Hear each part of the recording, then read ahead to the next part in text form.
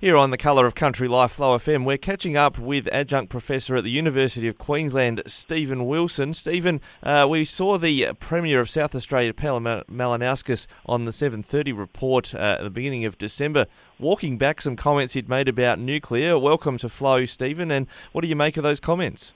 Oh, Ricky, thanks for having me on. It's great to talk to you.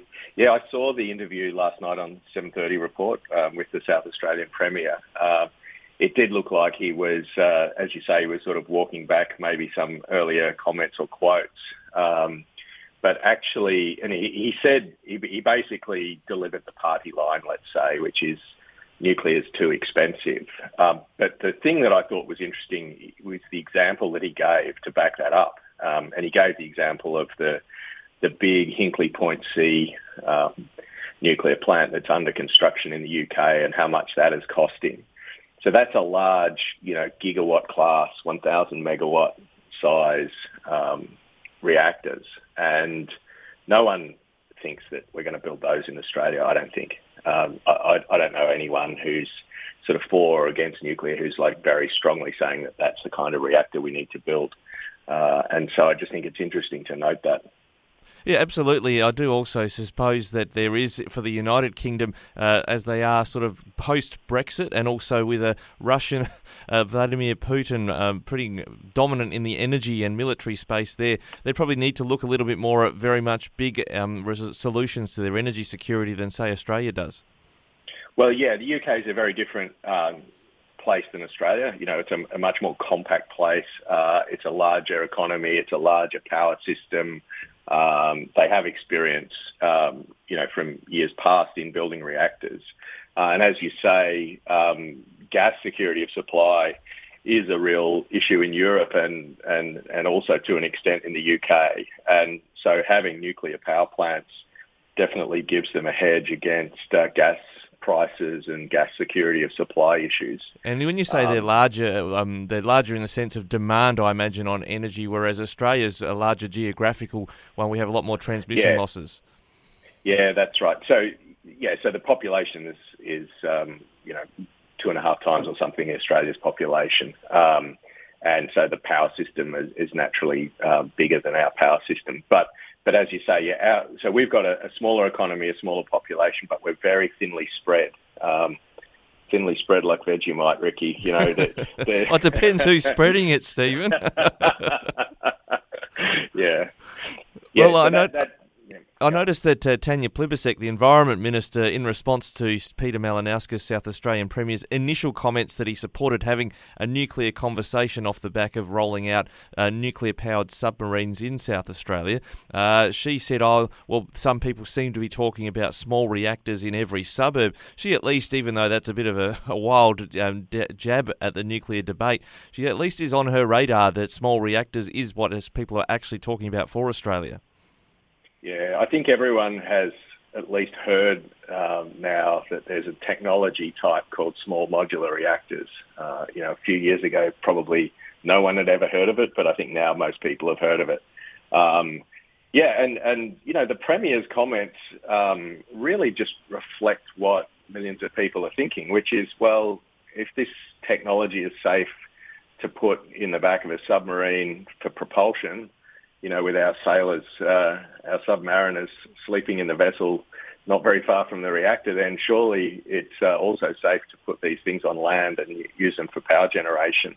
But the comment about, a small modular reactor in every suburb and something about the local park, I thought that was pretty crazy. I haven't heard anyone suggesting that you put these things down at the local park. No, but the hyperbole that's surrounding the energy debate is a build-up to Friday's, well, it's now going to be a virtual energy summit because Prime Minister Albanese is in COVID isolation. But what do you make of some of the commentary, including this talk of capping gas and coal prices domestically?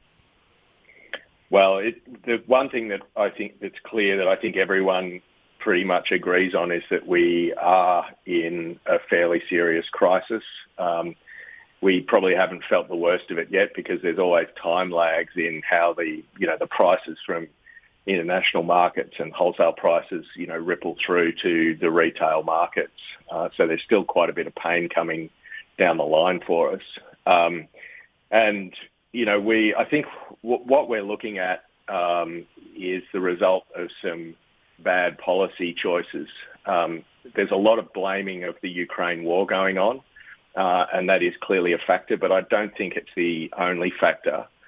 And I think we should look at Europe and we should ask ourselves, what can we learn from the mistakes that the Europeans have made, and especially the mistakes that Germans have made?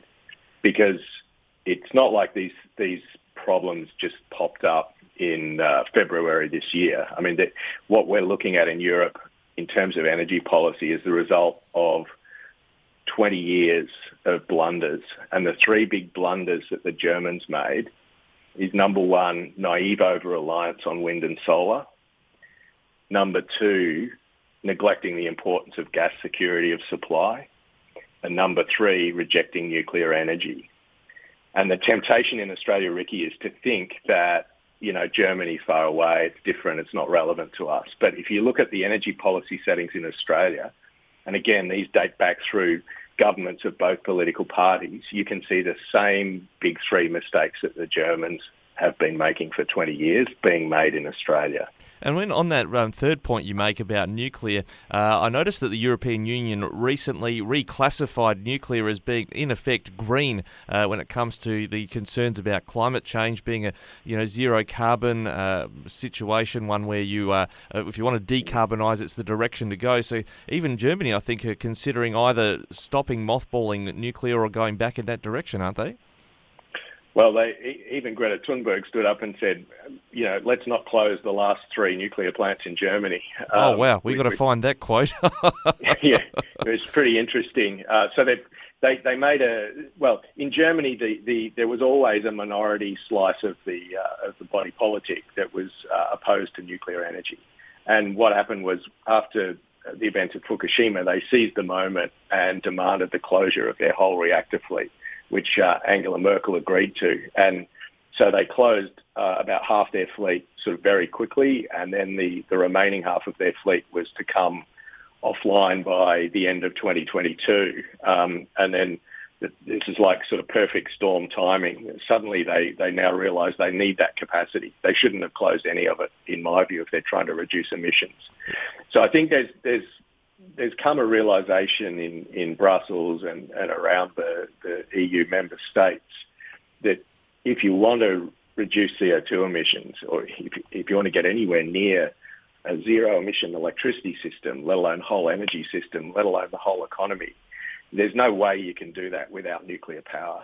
Would it be Would it be fair for me to paraphrase some of what you're saying here, Stephen? Is that you kind of got policy dinosaurs going around the energy space? The Labor side of politics often talks about being on the wrong side of history on certain topics. Is there a risk that energy policy risks being on the wrong side of history in Australia about where we need to go? Whether, if you've got concerns about climate change or energy security, nuclear needs to be part of the mix, which is what Peter Malinauskas said, but now he's crab walking away from. You're right. And there's too many people that are stuck, I think, in what I call 20th century thinking. And certainly that's the case in energy. There are people, I think my generation's the problem, to be honest, Ricky. I used to be afraid of nuclear energy myself. Grew up in the Cold War, wrote my Year 12 English special essay on Chernobyl. And so it's my generation, people in their 50s and I'm in my early 50s, people in their 50s and 60s running the country and sitting on boards and influencing decision making.